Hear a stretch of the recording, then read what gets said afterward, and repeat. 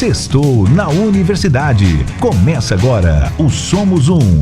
Universitários Missionários na Rede 316. Então tá valendo! Somos Um no ar com o pastor Marcelo Santos. Sucesso e prosperidade na visão bíblica. Beleza, então. Dito isso, 3 horas e 15 minutos aqui na nossa 316. Fala pra nós essa relevância do assunto de hoje, pastor Marcelo. Então vamos lá, né, pastor Nayan? Sucesso e prosperidade na visão bíblica. O nosso programa, nosso projeto Somos Um Universitários Missionários trabalha justamente com os universitários, com os cristãos que estão na universidade. E ninguém entra na universidade por acaso. Todo mundo que entra para uma universidade vem com sonhos, com aspirações, com desejos de uma vida melhor, algum tipo de sucesso. Às vezes a pessoa já trabalha naquela área e faz aquela faculdade para ser promovida dentro da sua empresa. Às vezes a pessoa tem aquele sonho de trabalhar numa determinada área. Muitas vezes aquele universitário é o primeiro da sua família a entrar na universidade. Isso representa uma mudança de padrão de vida. E não há nada de errado com isso. Não há nada de errado em a gente querer melhorar de vida, em a gente querer prosperar, em a gente querer ter sucesso, alcançar alvos, alcançar objetivos. E isso não é exclusivo dos cristãos que estão na universidade. Os cristãos na sua vida profissional, os cristãos que nunca foram para a universidade, também buscam sucesso, também buscam alguma versão de prosperidade, alguma ideia de alcançar algo que ainda não alcançaram. Não há nada de errado com isso. O que a gente vive nos nossos tempos é uma proliferação de influenciadores, de palestrantes e de livros focados na questão do sucesso, focados na questão da prosperidade ou na questão do empreendimento, do empreendedorismo, e você ser a melhor versão de você mesmo e você alcançar alvos nunca alcançados. Temos essa realidade diante de nós. Por um lado, essa ênfase no sucesso, essa ênfase no ser vitorioso, em ser um vencedor, em alcançar altas posições, temos essa ênfase. Por outro lado, a gente também tem um grupo ainda pequeno, mas uma tendência que está crescendo de enfatizar a vida simples, o estilo de vida simples. Alguns cristãos têm olhado para a Bíblia, olhado para o Novo Testamento, olhado para o exemplo de Jesus e falado assim: espera aí, toda essa correria atrás de sucesso, toda essa correria atrás de riqueza, poder, fama, isso não combina muito bem com o espírito do Evangelho, com o espírito do reino de Deus. O cristão, ele deve buscar ter uma vida simples. Alguns falam assim: num mundo com tantas desigualdades, com tantas injustiças, com tanta pobreza, não faz sentido ficarmos numa busca individual por um sucesso a qualquer custo. Então, esse debate está colocado. Qual é a visão bíblica acerca de sucesso? Qual é a visão bíblica acerca de prosperidade? Eu devo me empenhar nessa luta, nessa busca por ser bem-sucedido na minha profissão, na minha carreira, nas minhas finanças, ou isso não tem nada a ver com o reino de Deus? Onde é que se encontra a verdade nesse meio tempo? Isso vale também para as nossas igrejas. As igrejas, elas devem ter um estilo simples, elas devem ter um estilo de ostentação. Onde está a verdade? Onde está o valor do reino de Deus? Eu lembro quando eu estava na universidade e a gente estudava sobre aquele livro A Ética Protestante e o Espírito do Capitalismo. É um livro clássico que foi escrito no século XVI ou XVII, se eu não me engano, ou XVIII.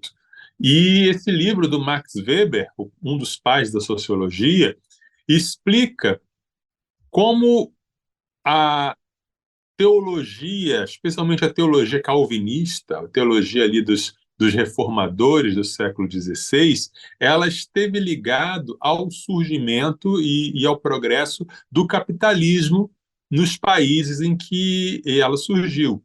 A Inglaterra, a Escócia, a Suíça, a própria Alemanha. E aí eu lembro que quando eu estudava sobre esse tema, eu ficava assim, é isso mesmo. Onde chega o protestantismo, chega o capitalismo, chega o enriquecimento.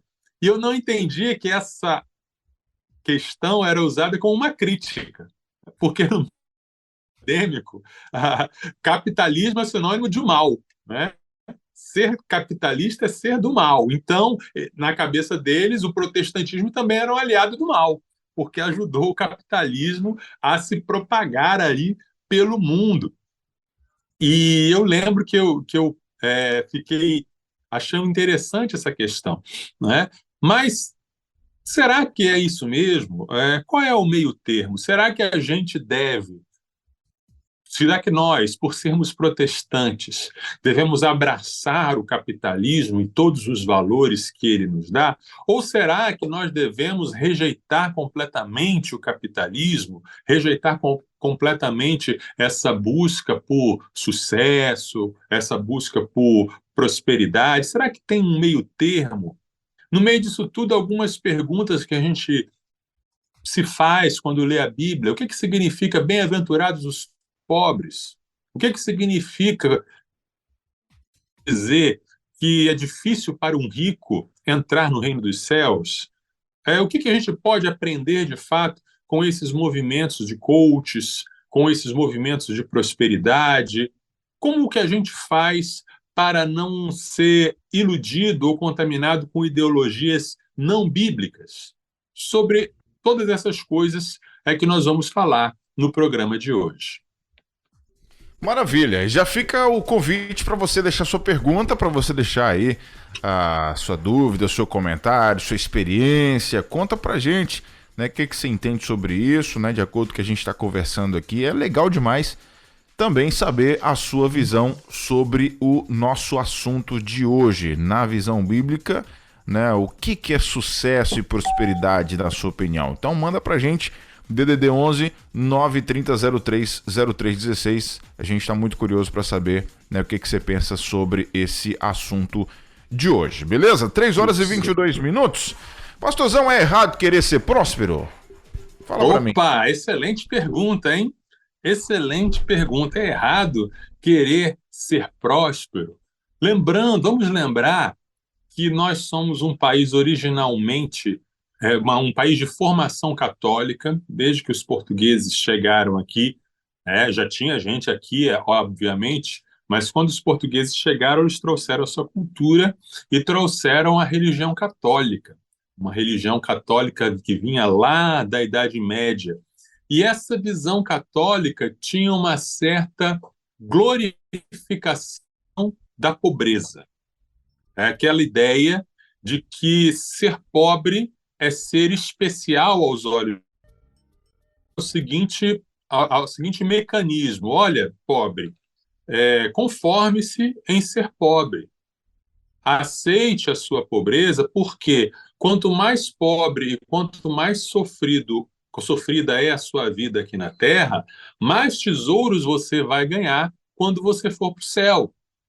Então, era algo que vinha em parte de certos textos bíblicos, em parte com certas tradições dentro do catolicismo, como, por exemplo, a tradição de Francisco de Assis, a tradição de outras ordens,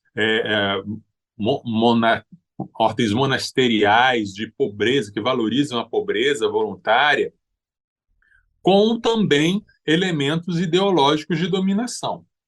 Então, há, no meio brasileiro, no meio latino-americano, muito presente essa ideia: pobre de mim, eu sou pobre. Ser pobre é estar mais pertinho de Deus. Ser pobre é algo que Deus gosta. Deus não gosta de riqueza. Deus não gosta de dinheiro. Então, para servir bem a Deus, eu devo continuar sendo pobre e me contentar com essa pobreza. E aí a gente pensa que isso é uma coisa só dos católicos romanos, mas esse pensamento está presente também em contextos evangélicos. Eu conheci uma pessoa, não vou dizer de qual estado era, mas ele tinha uma vocação pastoral, tinha um chamado ministerial, mas ele não tinha, enquanto ele não recebia convites, tinha a profissão dele, só que ele não se empenhava nessa profissão e ele não se empenhava em ser bem-sucedido nessa profissão, esperando um futuro convite para pastorear, e ele se acomodava nessa situação, achando assim, não, eu estou sendo fiel ao meu chamado. Então, se eu não tenho dinheiro para pagar uma escola para o meu filho, se eu não tenho dinheiro para...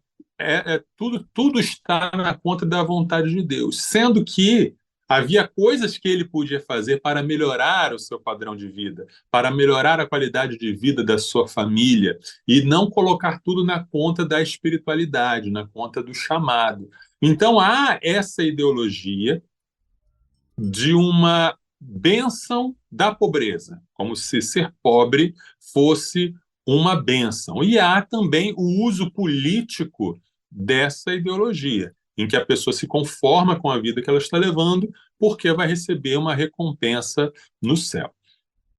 O protestantismo surgiu do século XVI, também trazendo uma resposta para esse tipo de visão. Tanto Lutero, Calvino, Zwinglio, os reformadores lá da Inglaterra, eles ensinavam que, primeiro, ter lucro não é pecado. Eles ensinaram que você trabalhar, fazer o seu comércio, fazer a sua indústria, que a indústria também estava começando, as manufaturas começando, e você ter lucro com o trabalho que você faz, isso não é pecado. Em alguns ramos do cristianismo católico, dizia que qualquer tipo de lucro era pecado. E os protestantes disseram, não, ter lucro não é pecado. Poupar é uma virtude, é uma coisa boa. Você ter o seu dinheiro, você separar uma parte do seu dinheiro e não gastar tudo no fim de semana, mas uma parte você gastar para ter num tempo difícil, é uma virtude, é uma coisa boa. E o trabalho no meio protestante era visto como uma vocação, não como um castigo. Ah, que coisa, foi expulso do Jardim do Éden, então vou ter que trabalhar. Não, o protestante dizia, o trabalho é uma vocação que Deus deu.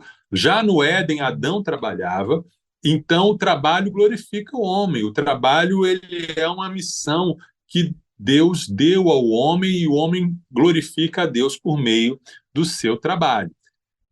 Essa diferença de perspectiva mudou, inclusive, como diz o Max Weber lá na Ética Protestante, mudou o destino de nações. Você vê a diferença entre algumas nações como Inglaterra, Holanda, Suíça, e outras nações como Portugal e Espanha, por exemplo, fortemente católicas. Enquanto umas foram se enriquecendo ao longo dos séculos, outras foram se empobrecendo. Quem já é evangélico há muito tempo, já tem uma experiência de vida, constata a diferença que o evangelho faz na vida das pessoas e na vida das comunidades. Muitas vezes, em situações em que o evangelho chega e a pessoa se converte, ela passa a ter uma mudança de vida. Por exemplo, em vez de gastar com bebida, deixa de gastar. Em vez de gastar com jogos de azar, passa a poupar. Passa a ter mais... A violência doméstica não está mais presente. Então, a família começa a melhorar de vida e, às vezes, até a comunidade inteira passa a melhorar de vida. São consequências, digamos assim, de uma visão diferente, uma visão mais bíblica a respeito do uso do dinheiro, do uso das finanças, do uso dos recursos materiais, sem haver essa divisão entre o dinheiro é algo sujo, profano, algo que pertence a esse mundo, não pertence ao mundo de Deus. O protestantismo entende que essa visão, não, essa divisão não existe. Tudo é parte do mundo de Deus e tudo deve ser feito para glorificar a Deus. Em vez de nós pensarmos assim, que esse mundo é um vale de lágrimas, eu vou esperar só a riqueza no céu, só as ruas de ouro no céu, eu já entendo que eu já começo a desfrutar da bênção de Deus sobre a minha vida, sobre o meu trabalho, sobre as minhas finanças, sobre os meus recursos, e isso já é uma maneira também de eu servir a Deus. Tá? E aí a gente vai um pouco para a Bíblia e a gente vê o que a Bíblia fala sobre essa questão da prosperidade, inclusive a prosperidade financeira.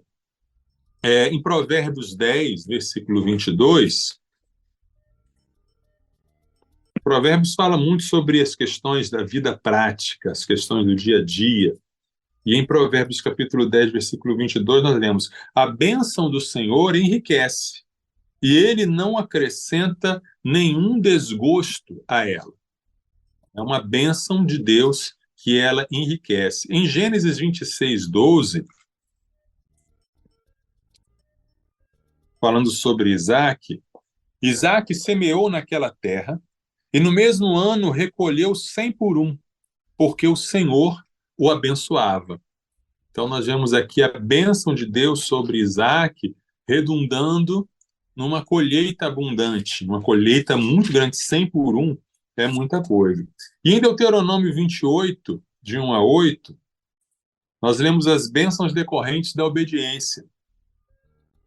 Se vocês ouvirem atentamente a voz do Senhor, seu Deus, tendo o cuidado de guardar todos os seus mandamentos que hoje lhes ordeno, o Senhor, seu Deus, exaltará vocês sobre todas as nações da terra. Se ouvirem a voz do Senhor, seu Deus, sobre vocês virão e os alcançarão todas estas bênçãos. Benditos serão vocês na cidade e benditos serão vocês no campo. Bendito será o fruto do seu ventre, o fruto da sua terra, o fruto dos seus animais, e benditas serão as crias das suas vacas e ovelhas. Bendito será o seu cesto de cereais, e bendita será a sua amassadeira de pão. Benditos serão vocês ao entrar, e benditos serão ao sair. O Senhor fará com que os inimigos que se levantarem contra vocês sejam derrotados na presença de vocês. Eles virão contra vocês por um caminho, mas fugirão da presença de vocês por 7 caminhos. O Senhor determinará que a bênção esteja nos seus celeiros e em tudo que colocarem a mão. Ele os abençoará na terra que o Senhor, seu Deus, lhes dá. Agora, eu quero falar um pouquinho sobre esse versículo, porque, sim, é verdade que tem gente que faz mau uso desse tipo de versículo. A chamada teologia da prosperidade, que é a teologia que, baseada nesses versículos e em outros, diz que Deus é obrigado a abençoar financeiramente o crente que é fiel, assim como Deus é obrigado a curar todas as doenças e todas as enfermidades. Deus não é obrigado a nada. Deus, ele não está a serviço do fiel. Nós recebemos por graça e por bondade as bênçãos que ele promete a nós. Então, se usa muito desse tipo de versículo para gerar uma ideia de que tudo na nossa vida se resume às bênçãos materiais que Deus tem para dar aos seus fiéis. E não é isso que a Bíblia como um todo ensina. Então, a teologia da prosperidade, a teologia do pare de sofrer, ela falha não porque ela acrescenta alguma coisa na Bíblia. Ela falha porque ela não apresenta a verdade inteira da Bíblia. Ela mostra uma parte da Bíblia, mas não mostra outras partes que a gente vai ver no programa de hoje, que servem para equilibrar o ensinamento bíblico. Uma outra consideração que eu quero fazer sobre esse ponto, sobre esse texto de Deuteronômio, é que existem alguns irmãos, alguma corrente teológica que não é uma heresia, tá? São irmãos que a gente respeita, são irmãos que a gente ama, são irmãos que são servos de Deus, mas que eles têm um entendimento teológico da seguinte forma: a dispensação de Deus no Antigo Testamento não tem nada a ver com a dispensação de Deus e Jesus no Novo Testamento. É como se fossem dois povos de Deus separados, com promessas separadas. Então, aquilo que Deus prometeu para Israel não tem nada a ver com o que Deus prometeu para a igreja. Essa corrente teológica separa muito bem as coisas. E aí, essa corrente teológica diz que essas bênçãos de Deuteronômio 28 são bênçãos para Israel, são bênçãos para a antiga aliança. Essa bênção da prosperidade no campo, prosperidade na lavoura, prosperidade nas vitórias, nas batalhas, era assim: olha, essa é a aliança que eu fiz com os israelitas. Vocês obedecem os 10 mandamentos, vocês obedecem a lei de Moisés, e aí eu dou a vocês prosperidade e segurança na terra. Agora, nós vivemos na nova dispensação, o Novo Testamento. A aliança é outra. E você crê em Jesus e você tem a vida eterna no céu. Uma coisa não tem nada a ver com outra. Eu respeito esse posicionamento, mas eu discordo dele. Eu entendo, a minha posição teológica é que Deus tem uma única aliança desde que Adão pecou até hoje. É uma única aliança e um único povo de Deus. É a fé na palavra de Deus, é a fé naquilo que Deus promete, que faz com que tenhamos todas as bênçãos prometidas a quem crê, desde Abraão. Abraão é o pai da fé, então todas as promessas feitas para Abraão são para nós também. Então eu entendo que em Cristo nós temos as bênçãos da nova aliança, e essas bênçãos da nova aliança incluem as bênçãos da antiga aliança, porque é uma mesma aliança. Só fechando um parêntese teológico aí para entendermos um pouco desse texto de Deuteronômio 28. E os irmãos que quiserem mandar suas propostas, perguntas e dúvidas, podem mandar, tá bom? Resumindo, então, essa pergunta, se é errado querer ser próspero, eu creio que uma das bênçãos que podemos esperar da nossa aliança com Deus, da nossa aliança de fé na palavra de Jesus, podemos sim esperar prosperidade nos nossos lidares com as finanças e com a profissão e com a nossa vida em geral. Antes da próxima pergunta, mandar um abraço aqui, pastorzão, para o missionário Givanildo, que está acompanhando a gente lá em Uberaba, Minas Gerais. Ele é da Missão Batista Esperança e está aqui ouvindo o programa. Que bênção, um abraço a todos os irmãos. Missionário Amém. Tá aí acompanhando a gente em Uberaba. Legal demais. Bom, pessoal, tá aqui aberto perguntas, hein? Vocês podem mandar as perguntas de vocês no DDD 11 93003 0316. A gente vai ter muita alegria aqui em transmitir essa pergunta aqui para o pastor Marcelo. A sua pergunta, a sua dúvida, ou pode deixar o seu comentário aí, sua contribuição com a gente. 11 930 03 0316.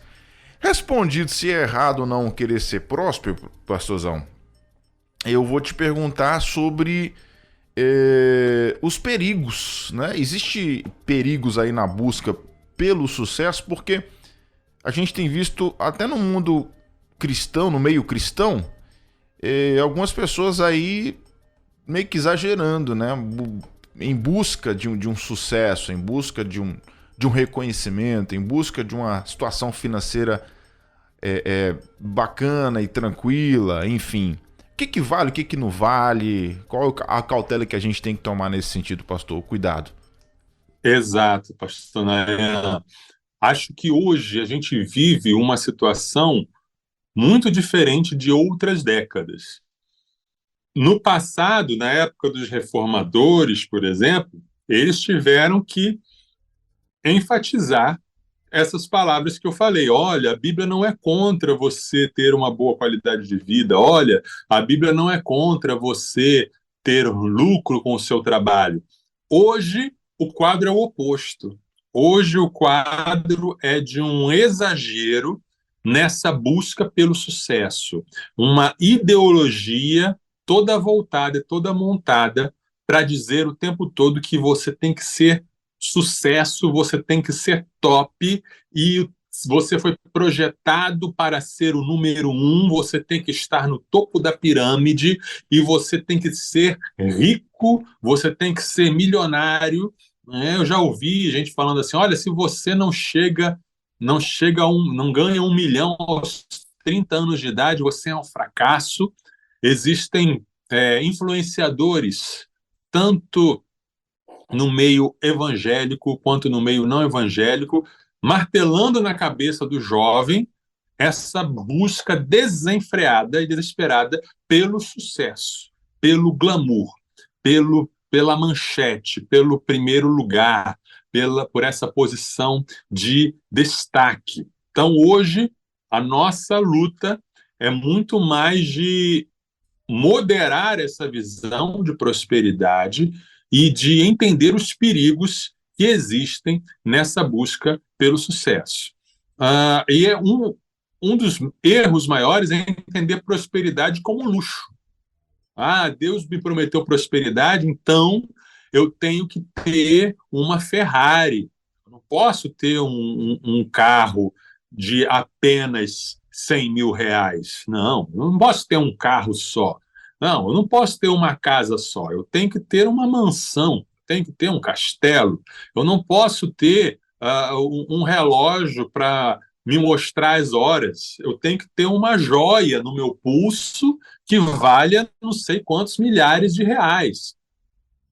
Essa visão, e as pessoas, muitos jovens, muitas pessoas, compraram essa visão e acham que se eles não alcançarem esse nível de riqueza, não é nem prosperidade, mas é de riqueza, eles são os fracassados.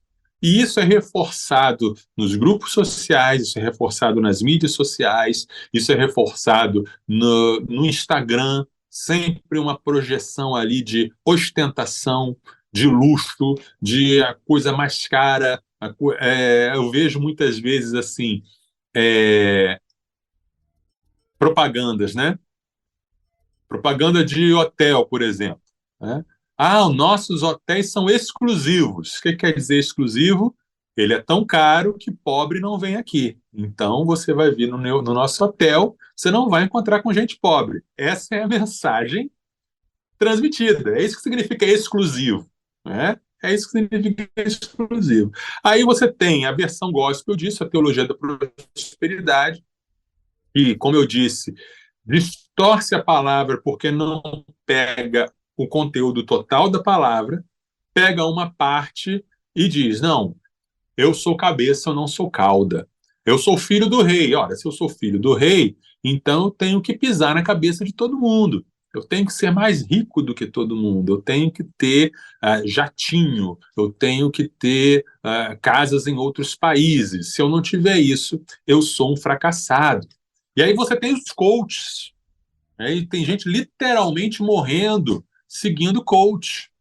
Literalmente, né? Literalmente morrendo, seguindo os conselhos e as frases de efeito dos coaches.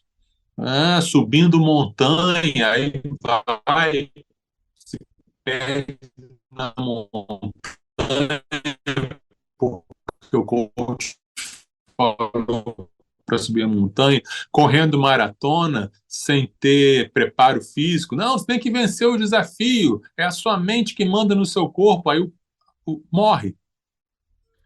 Por quê? Em busca de um sucesso, de ter ali tudo, de ter mais do que você, porque eu sou exclusivo. Aí divide-se o mundo entre os winners e os losers, né? Os vencedores e os perdedores. A vida é feita de vencedores e perdedores. Qual você vai ser? Qual que você vai escolher? E aí a gente vê, biblicamente falando, várias coisas complicadas dessa ideologia da riqueza, do sucesso a qualquer custo, de ser o primeiro em todo lugar, né, dessa busca desenfreada. Uma é a questão da idolatria. Em Mateus 6, 21 a 24, não, 19 a 21 e 24, Jesus diz: não acumulem tesouros sobre a terra, onde as traças e as ferrugens corroem e onde ladrões escavam e roubam. Mas ajuntem tesouros no céu, onde as traças e a ferrugem não corroem e onde ladrões não escavam nem roubam. Porque onde estiver o seu tesouro, aí estará também o seu coração.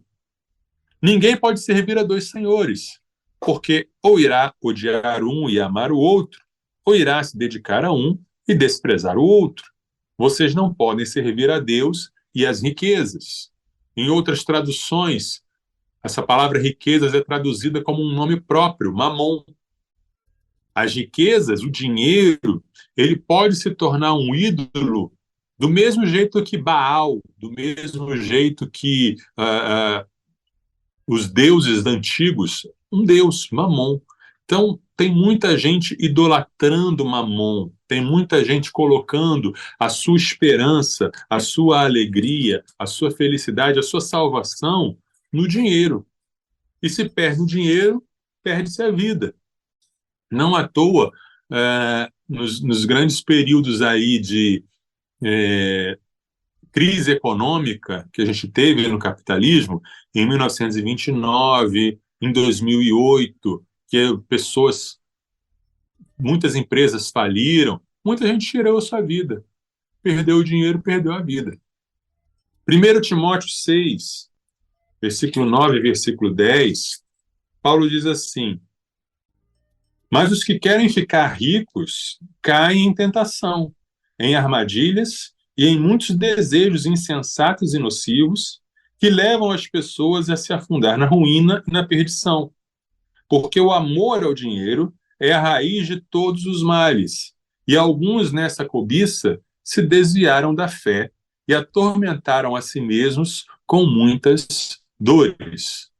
Na Bíblia, a gente vê exemplos de pessoas ricas sendo salvas. Abraão era rico, o próprio Zaqueu era rico quando conheceu Jesus. Muita gente, Lídia era uma rica comerciante. Mas o problema que Paulo diz assim, é o quanto você deseja ser rico. Quem deseja ficar rico cai em armadilha, porque pode ter o seu coração desviado para essa busca. Pode cair numa armadilha e num laço, porque o problema não é o dinheiro, mas a raiz de todos os males é o amor ao dinheiro. O quanto você ama, onde está o seu coração nessa busca aí pela riqueza. Uma coisa que a gente vê muito nos nossos tempos são as pessoas se classificando e classificando umas às outras pelo seu grau de riqueza e pelo seu grau de popularidade. Ouvi outro dia uma discussão, né, entre uma pessoa famosa e um anônimo. E aí a anônima falou assim: você é feia, você é muito feia. E aí a famosa respondeu: eu sou feia, mas tenho dinheiro. E você que é feia e não tem, né? Então, as coisas estão muito nesse nível. As coisas estão muito nesse nível aí. Tem o valor por ter dinheiro. E a gente também, às vezes, cai, o jovem, o universitário, o irmão em geral, cai no desejo de deixar uma marca, né? O desejo não é necessariamente pela fama, ou o desejo não é necessariamente pelo dinheiro, mas pela fama, pela projeção, pelo nome. Em 2 Samuel 18:18, nós lemos o seguinte: ora, quando ainda vivia, Absalão tinha levantado para si uma coluna que está no Vale do Rei, porque dizia: não tenho nenhum filho para conservar a memória do meu nome, e deu o seu próprio nome à coluna, que até hoje se chama o Monumento de Absalão. Olha que coisa, né? Absalão, ele queria ter um nome que durasse para sempre. Ele queria ter uma fama que durasse para sempre. Como ele não teve filhos, ele pensou: vou construir uma coluna e deixar aqui o meu nome, Coluna de Absalão. E aí, quando eu me for, as pessoas vão lembrar de mim, porque tem essa coluna. Muita gente quer deixar uma marca no mundo para ser lembrado, para ser estudado nos livros de história, e isso se torna muitas vezes a obsessão da pessoa, tá? E isso pode se tornar uma idolatria. Outro perigo que existe nessa busca pelo sucesso é o egoísmo e a indiferença. Se você acha que a vida é composta de winners e losers, vencedores e perdedores, você não vai se importar com os perdedores. Você não vai se encontrar com, você não vai se preocupar com quem está caído no meio do caminho. Ele é apenas mais um loser, ele é apenas mais um perdedor. Eu vou continuar o meu caminho, não vou ajudar o fraco. Ninguém se importa com os fracos não têm vez. O negócio é continuar, é prosseguir. E essa mentalidade é tão distante do Evangelho de Jesus que eu fico besta de ver cristãos com esse tipo de discurso, praticando e pensando e seguindo esse tipo de ideologia mesmo, né? A Bíblia fala muito sobre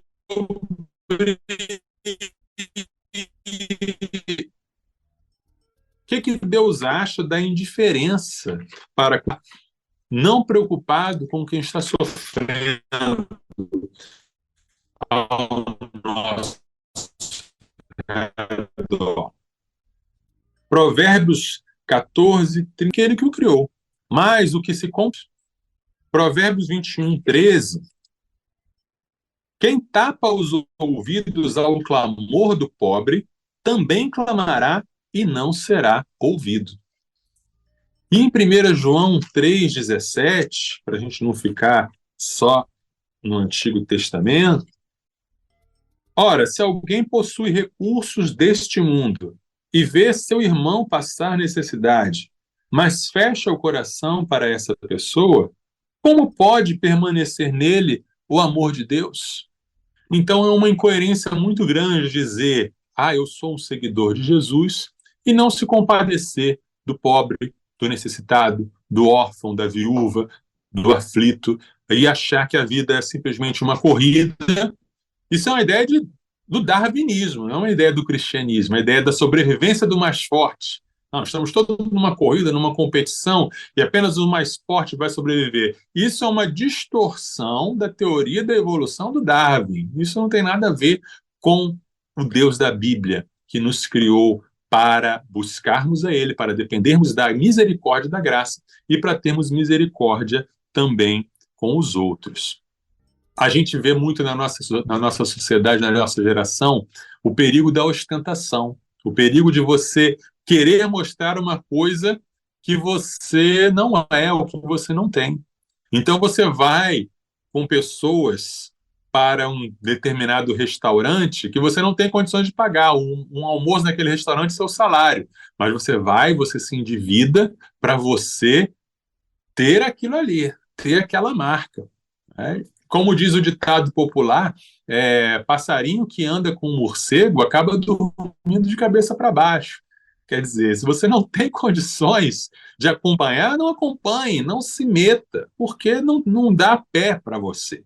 Mas a gente quer, às vezes, ostentar, a gente quer aparentar, a gente quer ser ali visto e curtido nas redes sociais e etc.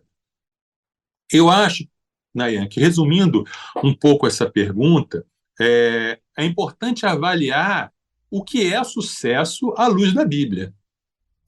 Deus quer que eu tenha sucesso, beleza, mas o que é sucesso? O que é ser bem-sucedido à luz da Bíblia? E tem um escrito de Paulo muito interessante, em 1 Coríntios 11, em que ele está se comparando aí com os falsos profetas, ou os falsos apóstolos, que a igreja de Corinto era muito ligada à aparência.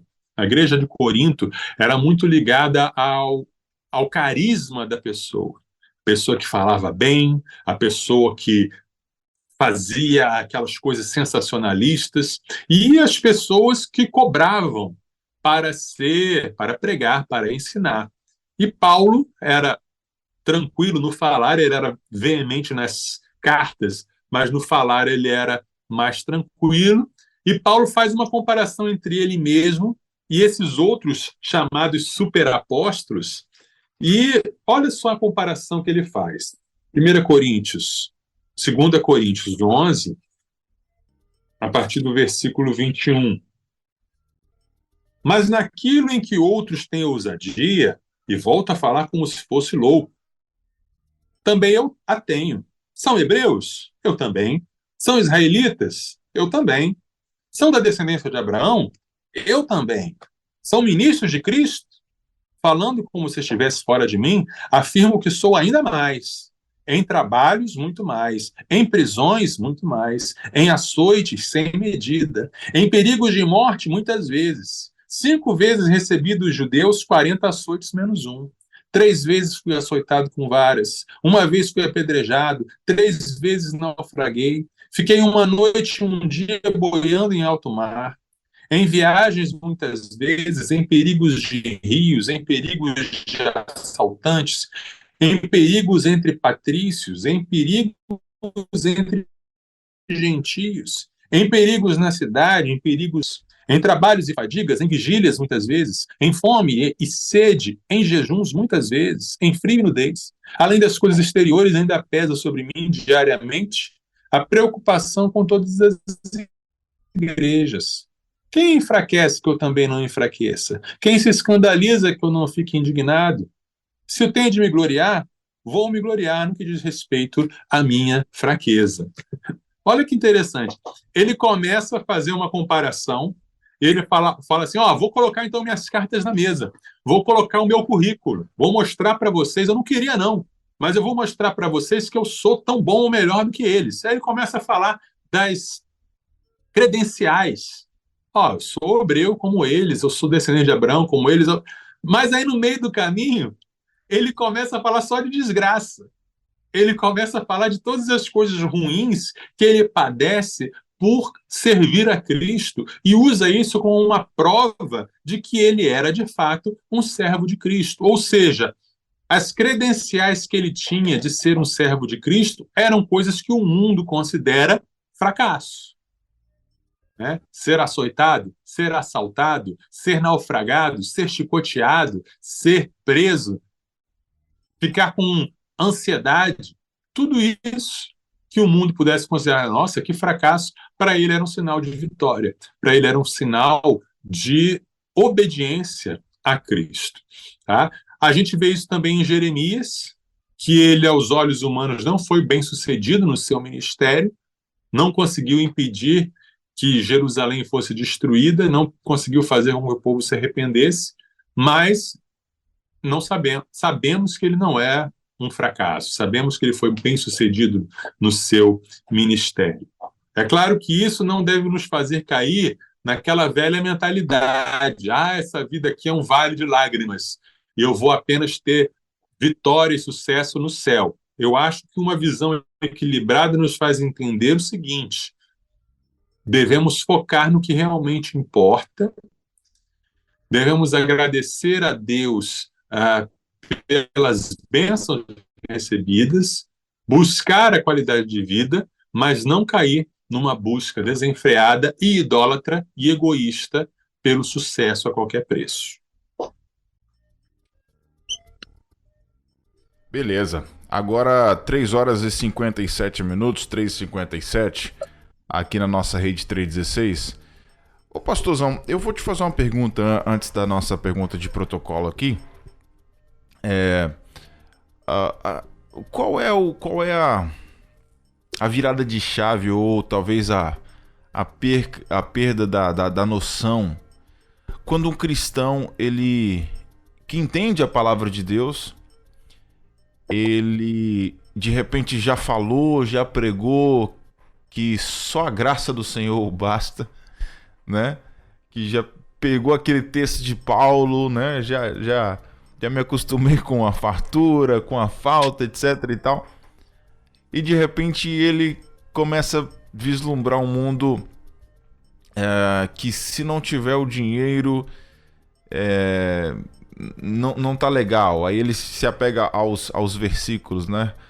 Onde a gente pode, por exemplo, citar o comereis o melhor dessa terra. Quando é que acontece essa mudança de mente? Porque eu já vi muito isso. Eu já vi muito isso. Um cristão que entendia que a graça do Senhor era suficiente, daqui a pouco ele já entrou na tal da teologia da prosperidade e não volta mais. E é Sim. difícil. Fico às vezes olhando assim, alguns na internet, outros até próximo da gente também. Parece que dá Sim. muito valor a essa questão de tem que ter o dinheiro, tem que ter uma boa condição de vida. Igual o senhor acabou de citar, né, no início da resposta dessa pergunta, não dá para ter um relógio que mostra as horas simplesmente. Tem que ter um smartwatch daquele que Uhum. faz tudo, daquele. E aí, pastorzão, Uhum. quando é Sim. que muda isso? Eu creio, que a melhor mentira é aquela que contém parte da verdade. Satanás, ele é ótimo em fazer isso. Todas as religiões falsas, todas as seitas, todas as heresias, elas partem de uma meia-verdade. Então, você vê a Bíblia, você tem os versículos que nós lemos que falam, e tem muitos outros, tá? Eu só selecionei alguns.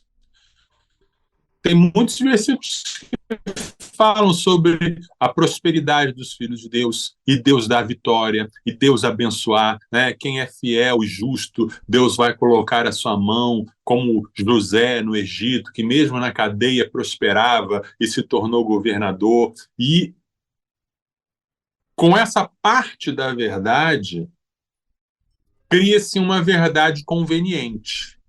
A parte Hum, da verdade é uma parte da resposta. A outra parte da resposta é um coração que está tomado pela ganância. Ganância é um pecado, ou seja, da mesma forma que tem gente que é atraído pelo pecado sexual, e aí a ganância sexual, a cobiça vai para o lado sexual, tem gente que a cobiça vai para o lado financeiro. Então, o coração ganancioso encontra nesses versículos isolados e nessa ideologia que você montou a justificativa para ele dizer: opa, eu não estou pecando, não. Eu estou cumprindo aquilo que está na Bíblia. Então, eu posso ser ganancioso, eu posso cobiçar, eu posso ostentar, eu posso ser egoísta, porque aí usa a justificativa que está ali na Bíblia. É uma mentira, mas é uma mentira porque é uma meia-verdade. Tem elementos de verdade suficiente para a pessoa anestesiar a sua consciência. entendi. Tem alguns crentes até que cumprimentam assim a gente. E varão, só vitória? Eu falei, não, mano, não é só vitória, não. Tem umas lutas de vez em quando aí. Exatamente. Até porque se não tiver luta, não tem vitória no final, né? Exatamente. Mas vamos lá, 4 horas e 2 minutos aqui na nossa rede 316. Vamos para nossa próxima pergunta aqui, a nossa última pergunta de hoje. Fechando esse assunto riquíssimo. Pode ser assim, pastor? Esse assunto Riquíssimo, boa, boa. Isso aí, ficou bom, né? Pois é, ficou. fechando esse assunto rico de hoje, a gente fecha justamente falando sobre a questão da prosperidade. O que é a prosperidade na Bíblia, pastor Marcelo? Vamos lá. Eu vou dizer primeiro com o que a prosperidade rima, né? Prosperidade rima com humildade. Em Deuteronômio 8, de 11 a 18, nós lemos o seguinte: tenha o cuidado de não se esquecer do Senhor seu Deus, deixando de cumprir os seus mandamentos, os seus juízos e os seus estatutos que hoje lhes ordeno. Não aconteça que depois de terem comido e estarem fartos, depois de haverem edificado boas casas e morado nelas, depois de se multiplicarem o seu gado e os seus rebanhos, e aumentar a sua prata e o seu ouro, e ser abundante tudo que vocês têm, se eleve o seu coração e vocês se esqueçam do Senhor, seu Deus, que os tirou da terra do Egito, por aquele grande e terrível deserto de serpentes abrasadoras, de escorpiões e de aridez, onde não havia água, e que fez sair água da rocha para vocês beberem, que no deserto os sustentou com maná, que os pais de vocês não conheciam, para humilhar vocês, para pôr vocês à prova e, afinal, lhes fazer bem. Portanto, não pensem, a minha força e o poder do meu braço me conseguiram estas riquezas. Pelo contrário, lembrem-se do Senhor seu Deus, porque é Ele quem lhes dá força para conseguir riquezas, para confirmar a sua aliança, que sob juramento prometeu aos pais de vocês, como hoje se vê. Então, olha só, Deus está prometendo aqui em Deuteronômio, Moisés está dando os seus últimos discursos ao povo antes de morrer e antes do povo entrar na Terra Prometida. E Deus está falando através de Moisés, olha, não se esqueçam, eu vou dar para vocês riquezas, eu vou dar para vocês prosperidade, eu vou dar para vocês sucesso, mas não se esqueçam que sou eu que dei isso a vocês. Não façam com que isso torne vocês arrogantes, mas sejam humildes e entendam que tudo isso é graça, é bondade, é bênção de Deus para você. Por que Jesus falou bem-aventurados os pobres? Por causa dessa questão da humildade. Por que para o rico é difícil entrar no reino de Deus? Por causa da questão da humildade.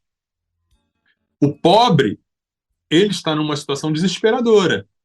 Então, ele sabe que ele precisa de ajuda. E é fácil, psicologicamente fácil para ele, estender a mão e dizer, Jesus, me ajuda. Né? O rico já tem essa dificuldade, porque o rico encontra no dinheiro algo que vá aliviar o seu sofrimento. Né? Existe uma diferença entre você ficar triste, deprimido, e você ficar triste, deprimido e desanuviar em Paris. Né? Então, por isso é mais difícil, né? Por isso é mais complicado. E aí, prosperidade rima com humildade. O reconhecer que tudo que temos de bom, tudo que viermos a ter, vem das mãos de Deus. Prosperidade também rima com generosidade. A prosperidade que Deus te dá, ela é um veículo para você abençoar outros, não é algo para ser retido com você. Você não é um fim em si mesmo das bênçãos de Deus. Deuteronômio 15, de 7 a 11, diz assim, se houver algum pobre entre vocês, no meio dos seus irmãos, em alguma das cidades de vocês, na terra que o Senhor, seu Deus, lhes dá, não endureçam o seu coração, nem fechem as mãos a seu compatriota pobre. Pelo contrário, devem abrir a mão para ele, lhe emprestar o que lhe falta, tudo aquilo de que tiver necessidade. Tenham cuidado para que não haja pensamento vil em seu coração e vocês digam, está próximo o 7º ano, o ano do perdão das dívidas, fazendo com que os olhos de vocês sejam malignos para com o seu compatriota pobre. E vocês não lhe deem nada, e ele clame ao Senhor contra vocês, e vocês sejam culpados de pecado. E o versículo 11 diz assim, pois nunca deixará de haver pobres na terra. Jesus até repete esse texto lá no Novo Testamento. Por isso eu ordeno a vocês que livremente abram a mão para o seu compatriota, para o necessitado, para o pobre que vive na terra de vocês. Tem gente que usa esse versículo para justificar não fazer nada pelo pobre. Assim, o que adianta? A Bíblia mesmo diz que sempre vai haver pobre na terra? Sim. Mas o texto diz, sempre vai haver pobre na terra, por isso você sempre deve ajudar. Por isso você sempre deve estender a mão. Salmo 41... Isso está além das minhas habilidades no momento. Calma, o reloginho aí que você falou, já está falando, querendo falar aí. Salmo 41, versículo 1, diz assim, bem-aventurado é aquele que ajuda os necessitados. O Senhor o livra do dia do mal. E o Salmo 82, versículo 3 e 4, defendam o direito dos fracos e dos órfãos, façam justiça aos aflitos e desamparados, socorram os fracos e os necessitados, tirando-os das mãos dos ímpios.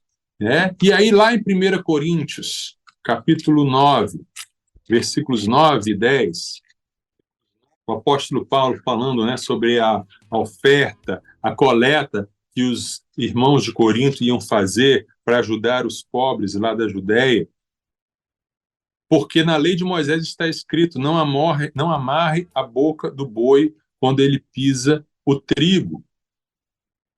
2 Coríntios 9, 9 e 10. Como está escrito, distribuiu, deu aos pobres, a sua justiça permanece para sempre. E Deus, que dá semente ao que semeia e pão para alimento, também suprirá e aumentará as sementes e multiplicará os frutos da justiça de vocês.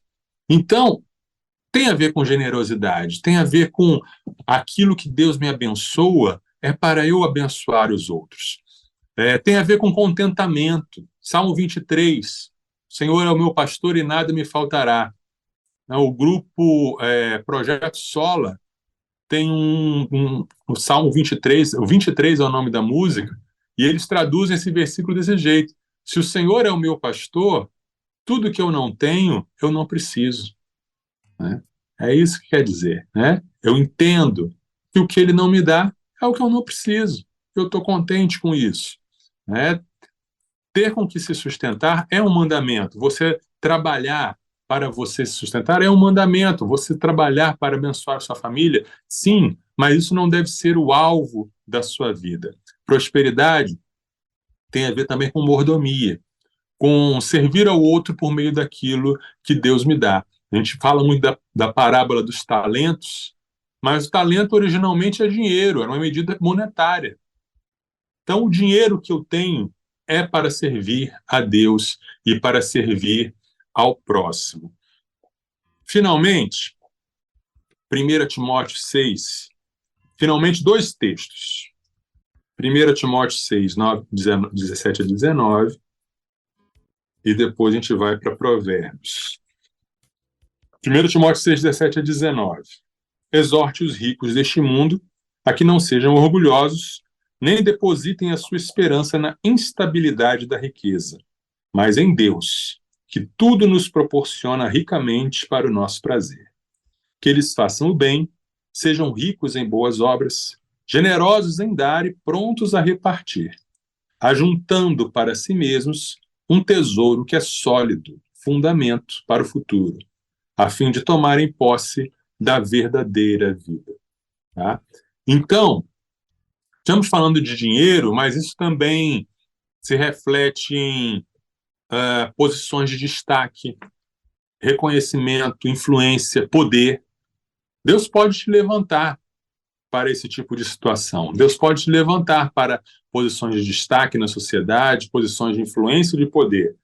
Use isso como servo do Senhor, como mordomo do Senhor, para glorificar a Deus e abençoar as pessoas ao seu redor. Né? Encerrando com Provérbios 3, 9 e 10. Honre o Senhor com os seus bens e com as primícias de toda a sua renda. E os seus celeiros ficarão completamente cheios e os seus lagares transbordarão de vinho. Amém, amém. 4:12 agora. Antes de nos despedir do pastor Marcelo, pastorzão, tem aqui alguns comentários que chegaram pra gente agora, por último, dos nossos ouvintes participando. A Sandra, que está aqui acompanhando a gente, Sandra Regina, lá de Mineiros, Goiás, colocou assim: que bênção está sendo esse estudo, que o meu coração não se corrompa de Deus, para a honra e glória do nosso Deus, né? Não se Amém. para a honra e glória do nosso Deus. Temos a Salomé, que é de Resende, da PIB de Resende, colocou assim: Grande Salomé, amiga minha, como é que vai? Boa tarde, pastor Marcelo, palavra maravilhosa. Hoje em dia, muitos cristãos só querem prosperar financeiramente, se esquecem que melhor é prosperar em Deus, né? Com certeza. A contribuição dela, Salomé. Temos o Matheus Pereira, da Segunda Igreja Batista em Sidrolândia, Mato Grosso do Sul, passando para deixar uma boa tarde pra gente. Obrigado, Matheus, pela sua companhia. Tem um comentário Boa também. Boa tarde, Matheus. O comentário da Carla, pastor. Carla Sucar. Ela gosta de ser chamada de Doula Sul, né? Lá do Rio de Janeiro. Ela colocou aqui que ela é da igreja Lagoinha Caxias. Colocou assim: Lagoinha Caxias, pastor Leandrinho de Xerém, Terra Boa. Que dá muitos frutos. Pastor Cláudio Duarte, Gabriela Rocha também são de lá, é verdade. Tem uma galera lá de Xerém. Um abraço, Carla. E aí ela escreveu o seguinte: prosperidade é ser cheio da graça de Deus. A palavra do Senhor nos diz que onde abundou o pecado, superabundou a graça. Paulo ressalta que são tão abundantes os pecados que é impossível que se consiga vencê-los por seus próprios esforços. Ele está falando acerca da vitória sobre o pecado para aqueles que, pela graça de Deus, estão unidos a Cristo pela fé e vivem uma vida que agrada a Deus. Muitos acham que ser próspero é ser rico, ter posses. Deste mundo nada será levado e muitos que estão nessas condições abastadas trocariam por um dia de graça divina e financiam a obra de Deus com esse intuito. Que Deus possa tirar as escamas e despertar sobre a verdadeira prosperidade que só há em Deus. As bênçãos do Senhor vêm para aqueles que nele confiam e esperam, como diz o profeta Isaías, lá no capítulo 64. Aleluia, glória a Deus. Sou uma pessoa muito próspera que recebe bênçãos diárias. Hoje recebi mais uma que esperava com paciência. Então, amém. Belo testemunho, excelente palavra. Obrigado, Doula Su. Valeu pela sua companhia com a gente. E tem também aqui, deixa eu ver, tem áudio da irmã Marluce, pra gente ouvir também. Fala, irmã Marluce. Boa tarde, Nayan. Boa. Tô na escuta, viu? Marluce de Barreiros, Pernambuco, da Igreja Batista Central. Glória a Deus. Vamos orar pelos missionários, pelos pastores, né? E orar por alvo de missões. E eu tô na escuta. Tá bom. Nessa rádio não sai, é 24 horas no ar, até a noite. Fique na paz, eu vou levar a menina na igreja, mas vou levar o celular para assistir lá, que lá tem internet. Pronto. Fique na paz. Que bênção. Lá de Barreiros, Pernambuco, irmã Marluce não perde a programação de jeito nenhum. Deus te abençoe, minha irmã. Obrigado de coração pela sua companhia aqui com a gente. O pastor Francisco passou por aqui também, lá de São João de Meriti. Que palavra maravilhosa. Deus te abençoe, pastor Marcelo. Pastor Nayan, um forte abraço. Tá lá acompanhando a gente sempre o pastor Francisco Rosa. Alegria sempre tê-lo por aqui. Temos também o comentário da Neuraci, pastor Marcelo. Deus nos abençoe sempre, que Deus esteja cuidando de todos que fazem parte dessa rádio maravilhosa. Tem a Marta Cabral também, deixando o áudio pra gente lá de Gandu, na Bahia. Boa tarde, Nayan. Boa tarde, pastor Marcelo. Que estudo bom, que maravilha. Amém. E relembrar nesses ensinamentos e rogar ao Senhor, né, que as pessoas que ouvem, que aprendam, né, que mais pessoas tenham acesso. Eu atendi um cliente, ele estava me perguntando aqui que rádio é essa. Aí eu disse, é a Rede 316. Então, eu estou aqui, na livraria, já atendi clientes. Maravilha. E hoje está 23 graus, tempo chuvoso, finalmente choveu depois de umas 2 semanas sem chover, o tempo bem seco e hoje está chovendo. E aqui quem fala é Marta Cabral, sua correspondente em Gandu, Bahia. Nossa correspondente, tá vendo aí? Nossa correspondente, direto da livraria. Tava pensando se ela não ia aparecer hoje. É verdade, tava Muito faltando bem. ela, né? Tava faltando ela, né, pastor Marcelo? Isso. Grande Marta, Deus te abençoe, minha irmã. Alegria ter você com a gente aqui, viu? Aqui também tá 23 graus, tá um friozinho bom aqui hoje em Pedro Canário. Temos a Cristiane Paulo, da Igreja Batista Memorial de Olinda, Pernambuco, deixou o áudio dela também, vamos ouvir? Boa tarde com Jesus, Nayan. Boa! Pastor Marcelo, né? Prosperidade. Amém. Nós somos prósperos.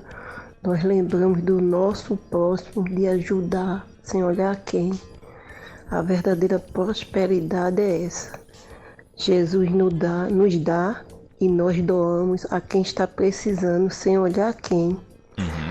Boa tarde com Jesus para todos e bom final de semana. Cristiane e Paulo Meira, da Igreja Batista Memorial de Olinda. Muito obrigado, Cristiane. Amém. Boa tarde com Jesus também para você, Cristiane. É uma alegria sempre te receber por aqui, tá bom? Bom, é isso. Vamos fechando aqui, pastorzão. Pastor Francisco mandou uma foto aqui para mim agora, rapaz. Tá lá na pintura. Olha só, o homem é... Olha só. O homem é bom. Que o seu trabalho prospere aí nessa pintura, meu irmão. Amém.